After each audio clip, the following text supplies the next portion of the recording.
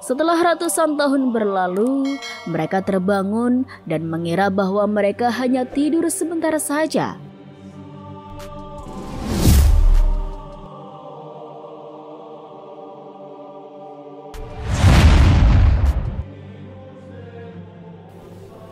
Di balik keagungan Al-Quran yang telah menjadi petunjuk bagi umat Islam sepanjang masa, terdapat begitu banyak rahasia yang tersembunyi dalam setiap kalimatnya. Al-Quran mengisahkan banyak tokoh sebagai pelajaran. Namun di antara tokoh-tokoh yang diceritakan dalam Al-Quran, terdapat sosok misterius yang namanya disembunyikan. Sosok ini menarik perhatian para peneliti sarjana dan pecinta Al-Quran yang ingin menggali lebih dalam tentang jati diri sosok misterius itu. Siapakah mereka? Mengapa Allah memilih untuk tidak menyebutkan nama-nama mereka? Nah sobat, di video kali ini Rizky akan mengungkapkan sosok misterius dalam Al-Quran yang jarang diketahui. 5 sosok misterius dalam Al-Quran. Sosok pertama, dimatikan 100 tahun dan dihidupkan kembali. Di dalam Al-Quran terdapat seorang yang dikisahkan tanpa nama, padahal dia telah mengalami pengalaman yang menakjubkan dan menyerupai sebuah mukjizat, yaitu dimatikan selama 100 tahun lalu dihidupkan kembali. Dikisahkan dalam surat Al-Baqarah ayat 259, seorang yang pergi melewati kota yang hancur. Ketika dia melihat reruntuhan kota itu, dia berkata, "Bagaimana Allah akan menghidupkan kota ini setelah hancur menjadi puing-puing?" Dia meragukan kemampuan Allah untuk menghidupkan kembali kota yang telah hancur. Allah Subhanahu wa Ta'ala pun menjawab keraguan orang itu melalui kekuasaannya, yaitu dengan mematikan orang tersebut selama 100 tahun. Setelah mati, Allah menghidupkannya kembali dan bertanya, "Berapakah lamanya kamu tinggal di sini?" Ia menjawab, "Saya tinggal di sini sehari atau setengah hari." Allah Subhanahu wa Ta'ala berfirman, "Sebenarnya kamu telah tinggal di sini selama 100 tahun lamanya." Nah, sobat, siapakah sosok yang mengalami kejadian luar biasa itu? Menurut tafsir Ibnu Katsir, para ulama berbeda pendapat tentang siapa orang tersebut. Mujahid Ibnu Jabir mengatakan bahwa orang tersebut adalah seorang lelaki dari kalangan Bani Israel. Adapun negara yang disebutkan dalam ayat, menurut pendapat yang terkenal, mengatakan Baitul Maqdis atau Palestina. Orang tersebut melewati negeri itu setelah negeri itu dihancurkan oleh Muqtanasar dan semua penduduknya dibunuh. Riwayat dari Ibnu Nabi dan Muhammad Ibnu Ishaq mengatakan bahwa orang tersebut adalah Nabi Khidir. Sementara itu, Ibnu Abu Hakim meriwayatkan bahwa Ali bin Abi Thalib mengatakan bahwa orang tersebut dalam ayat ini adalah Uzair. Hal yang sama juga diriwayatkan oleh Ibnu Jarir menurut Ibnu Katsir. Dari semua riwayat, pendapat yang paling terkenal adalah bahwa orang tersebut adalah Uzair. Uzair adalah salah seorang ulama Yahudi. Beliau termasuk tawanan yang dibebaskan oleh Raja Persia dan diperbolehkan kembali ke Yerusalem pada tahun 451 sebelum Masehi. Uzair adalah tokoh agamawan Yahudi yang berhasil menghimpun kembali kitab suci Yahudi setelah sebelumnya lenyap.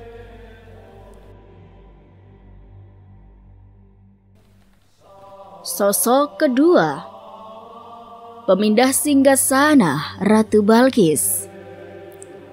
Dalam kisah Nabi Sulaiman, salah satu babak cerita yang paling terkenal dan direkam dengan cukup detail dalam Al-Quran adalah kisah Nabi Sulaiman dengan Ratu Balqis. Dalam sebuah pertemuan diplomatik antara dua pemimpin kerajaan tersebut, Nabi Sulaiman menginginkan pemindahan singgasana Ratu Balqis dari kerajaan Saba di Yaman ke istananya sendiri di Palestina pada waktu sekejap.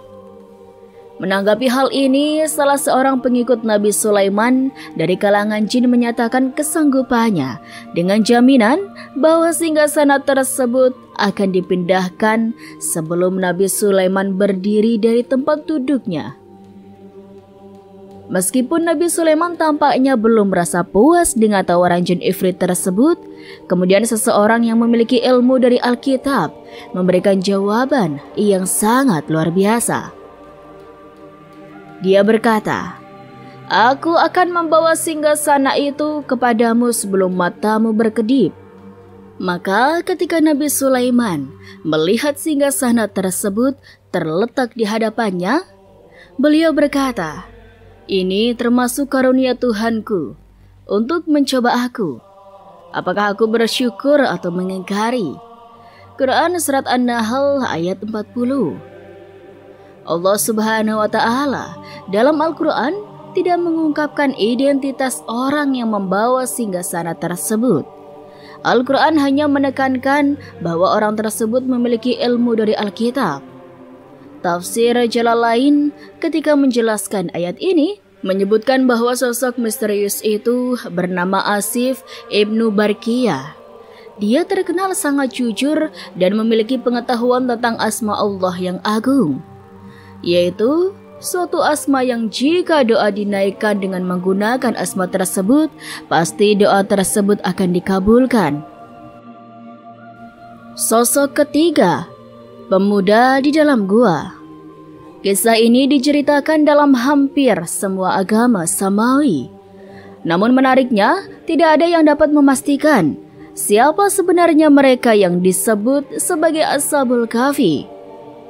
Bahkan jumlah mereka pun hanya Allah Subhanahu wa Ta'ala yang mengetahuinya dengan pasti. Allah Subhanahu wa Ta'ala mengisahkan kisah mereka secara detail dalam Al-Quran, Surat Al-Kahfi ayat 9 hingga ayat 26. Mereka melarikan diri demi mempertahankan iman mereka dari rezim yang kejam, hingga akhirnya menemukan sebuah gua di tempat itu. Mereka berdoa dan kemudian tidur dalam gua tersebut. Setelah ratusan tahun berlalu, mereka terbangun dan mengira bahwa mereka hanya tidur sebentar saja. Pada masa Rasulullah SAW, umat Nasrani berbeda pendapat mengenai jumlah mereka. Allah Subhanahu wa Ta'ala menegaskan bahwa tidak ada seorang pun yang mengetahui jumlah mereka kecuali hanya sedikit. Ibnu Abbas cenderung pada pendapat bahwa jumlah mereka adalah 7 orang dan yang ke-8 adalah anjing mereka. Pendapat ini kemudian diikuti oleh mayoritas ulama. Mengenai nama-nama mereka yang 7, terdapat berbagai variasi pengucapannya.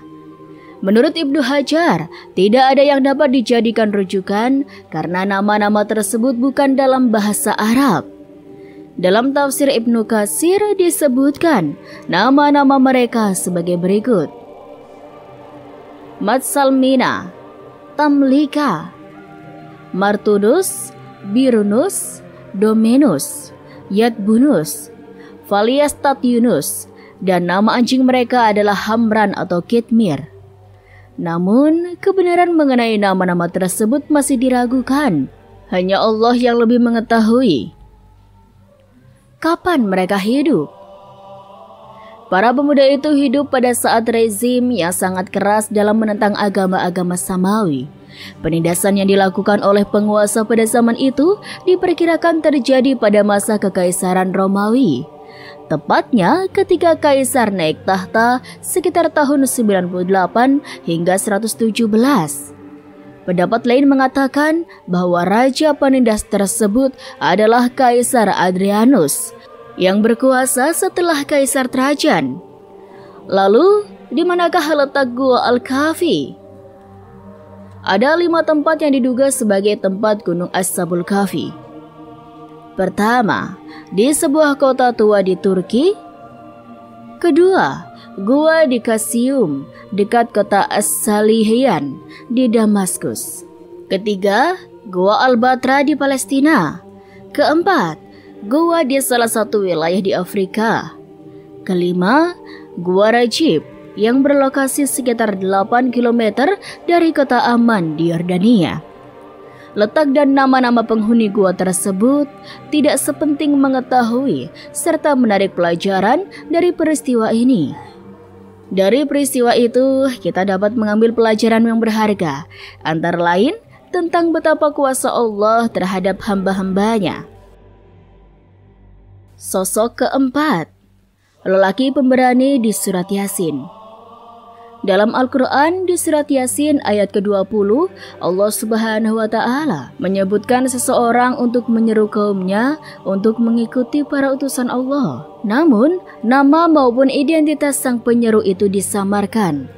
Allah Subhanahu wa Ta'ala berfirman dalam surah Yasin, "Dan datanglah dari ujung kota seorang laki-laki dengan bergegas, dia berkata, 'Hai kaumku, ikutilah rasul-rasul itu.'" Kisah ini bermula ketika ada 3 utusan Allah datang kepada suatu kaum. Namun kaum tersebut mendustakan ketiganya. Imam Ibnu Katsir mengutip dari Ibnu Ishaq bahwa ketiga utusan Allah tersebut bernama Shadiq, Saduk, dan Salam. Dalam riwayat lain disebutkan bahwa utusan tersebut bernama Sam'un, Yohana, dan Bolus. Mereka mendatangi seorang raja di negeri bernama Antakya yang berada di wilayah Turki sekarang. Mereka merupakan para dai yang diutus oleh Nabi Isa untuk berdakwah kepada warga Antakya agar menyembah Allah Subhanahu wa Ta'ala dan tidak menyekutukannya. Warga Antakya saat itu dipimpin oleh seorang raja bernama Antikos yang menyembah patung. Namun, alih-alih menyambut seruan dakwah mereka, kaum tersebut justru mengancam para utusan Allah itu. Dalam kondisi tersebut, seorang lelaki misterius dari ujung kota datang dan membela ketiganya. Beberapa riwayat mengatakan bahwa lelaki tersebut bernama Habib Al-Najjar. Menurut Kiai Haji Ali Mustafa Yaqub, Habib Al-Najjar berusaha menolong ketiga utusan Allah itu dari ancaman penyiksaan dan pembunuhan. Dia menasihati kaumnya agar mengikuti ajakan dakwah para rasul. Dalam tafsir Al-Misbah karya Profesor Quraisy Shihab, dijelaskan bahwa penduduk negeri tersebut sangat geram mendengar nasihat Habib. Mereka pun melemparkan dengan batu hingga dia gugur sebagai syahid. Sosok kelima, pengikut Fir'aun pembela Nabi Musa alaihissalam. Dikisahkan ketika pertentangan antara Fir'aun dan Nabi Musa alaihissalam sedang mencapai puncaknya, Fir'aun melontarkan ide untuk membunuh Nabi Musa.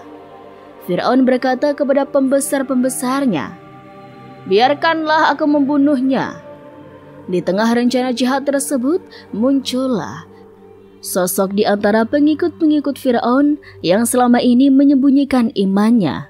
Lelaki itu merasa perlu menampakkan jati dirinya demi mencegah terjadinya rencana jahat tersebut. Allah Subhanahu wa Ta'ala merekam peran penting laki-laki ini dalam Al-Quran. Seorang laki-laki yang beriman di antara pengikut-pengikut Fir'aun yang menyembunyikan imannya berkata, "Apakah kamu akan membunuh seorang laki-laki karena dia menyatakan, 'Tuhanku ialah Allah', padahal dia telah datang kepadamu dengan membawa keterangan-keterangan dari Tuhanmu? Jika ia seorang pendusta, maka dialah yang akan menanggung dosa dustanya itu. Dan jika ia seorang yang benar, niscaya sebagian bencana yang diancamkan kepadamu akan menimpamu. Sesungguhnya Allah tidak menunjuki orang-orang yang melampaui batas lagi pendusta." Quran Surat Al-Mu'min ayat 28. Pada ayat berikutnya, laki-laki mukmin tersebut menghujamkan argumentasinya. Berdasarkan sejarah, ia memperingatkan tentang nasib kaum terdahulu yang mengingkari kebenaran, dan Allah Subhanahu wa Ta'ala menghancurkan mereka. Dalam tafsir Ibnu Katsir dijelaskan bahwa menurut riwayat yang masyhur, laki-laki mukmin dalam surat Al-Mu'min tersebut adalah seorang bangsa Mesir dari keluarga Fir'aun bernama As-Sadi. Seorang ulama tafsir mengatakan bahwa dia adalah saudara sepupu Fir'aun yang membelot dari Fir'aun dan bergabung bersama Nabi Musa. Pendapat ini dipilih oleh Ibnu Jarir. Diriwayatkan oleh Ibnu Abu Hatim, laki-laki ini menyembunyikan imannya dari mata bangsawan Mesir. Dia tidak menampakkannya kecuali pada hari itu, yakni ketika Fir'aun mengatakan, "Biarkanlah aku membunuh Musa." Laki-laki tersebut menjadi marah karena Allah Subhanahu wa Ta'ala, dan jihad yang paling utama adalah mengutarakan kalimat kebenaran di hadapan penguasa yang zalim. Al-Quran menyimpan mutiara terpendam yang tidak terbatas. Ayat-ayatnya mengandung makna yang sangat mendalam bagi orang-orang yang ingin memahaminya. Salah satunya dalam Al-Quran, Allah Subhanahu wa Ta'ala kerap menyembunyikan nama sejumlah tokoh besar, seolah-olah ingin menunjukkan kepada kita bahwa amal-amal mereka tetap tercatat dan tidak pernah hilang, meski sejarah takkan pernah tahu persisnya nama mereka. Dengan cara itu pula, Allah Subhanahu wa Ta'ala ingin memberikan contoh dalam hal keikhlasan. Kita tidak perlu mencari ketenaran, kesombongan, atau pengakuan saat melakukan perbuatan baik. Wallahu a'lam. Dan itulah sobat sedikit kisah kali ini. Kurang lebihnya Rizky mohon maaf. Dan sampai jumpa lagi di kisah-kisah selanjutnya ya sobat. Sekian dari Rizky. Wassalamualaikum warahmatullahi wabarakatuh.